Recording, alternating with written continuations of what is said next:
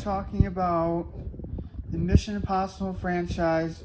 I'll show you some pictures and talk a little about the movies. The first one is more about gadgets and agents like moving. The second one is more about stunts and fighting. The third one is more about saving his wife and her finding out that he's an agent, and with the tense CPR scene at the end, towards the end of the movie. The fourth one's more about sand and into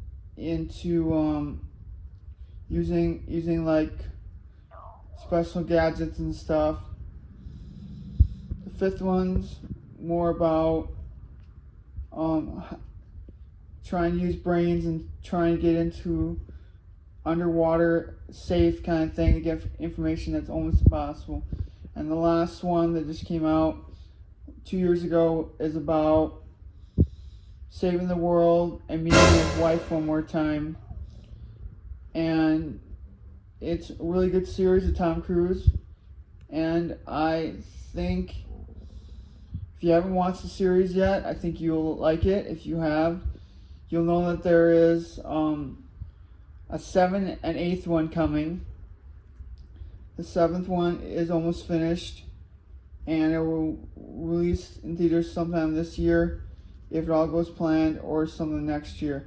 They were filming 7 and 8 together, but because of COVID, they could only film one film at a time, and they filmed some of 8, I think, but not all of 8. So just because he wants to make them bigger every time and better, and I think it was hard to do that when he made 7, so he did them both together to make them different.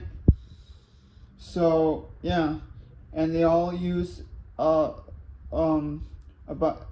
a new director almost every movie to get them more experience, and Tom Cruise just helps him along, making him a good director. I think the only director that did not do as good, or not as good, but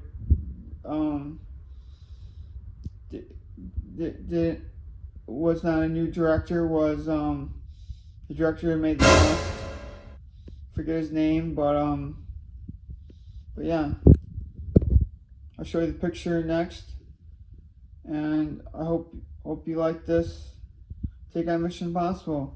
I love them. I loved every film of them, and I think the first one's a little boring, but the rest are fantastic. I've seen the ends lots of times, and I hope you.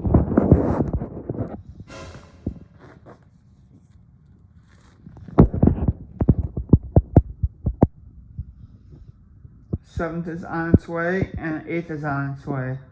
I think they're trying to get as many films as Fast and the Furious.